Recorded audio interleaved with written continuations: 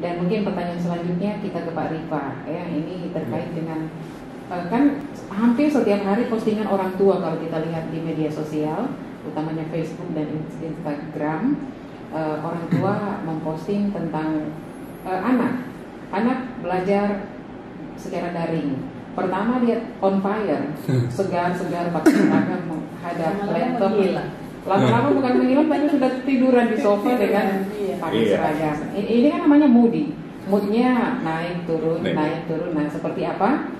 Ada berdua sebagai guru bisa memberikan semacam edukasi begitu kepada pendengar agar mereka bisa mengatasi kalau ada anak mereka yang moody dalam belajar daring ini.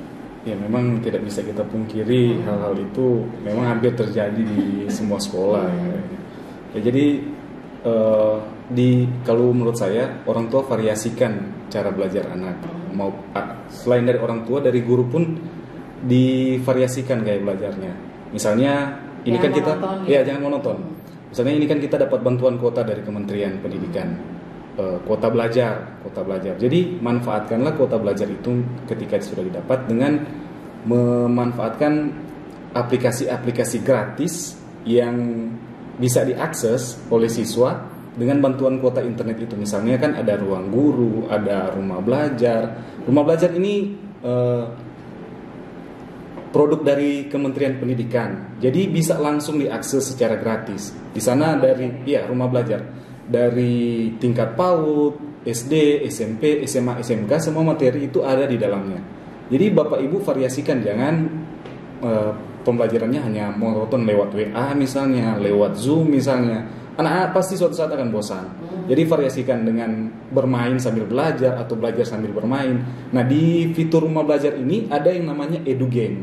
Fitur Edu Game di mana anak-anak bisa belajar sambil bermain dan bermain sambil belajar. Jadi di game dalam Edu Game Rumah Belajar ini ada materi-materinya yang dikemas sebaik mungkin seperti game.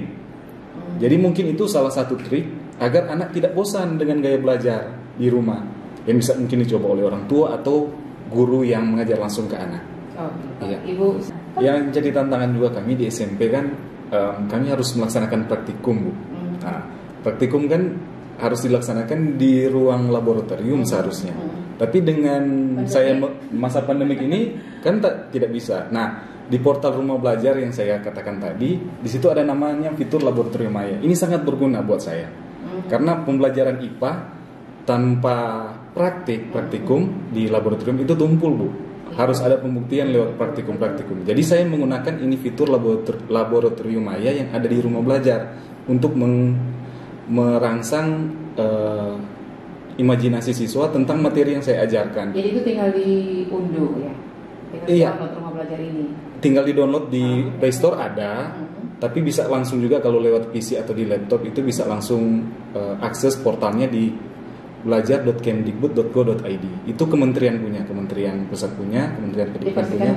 Dipastikan gratis, Bu. Dipastikan gratis. Nggak ada biaya tambahan. Oke, baik. Dan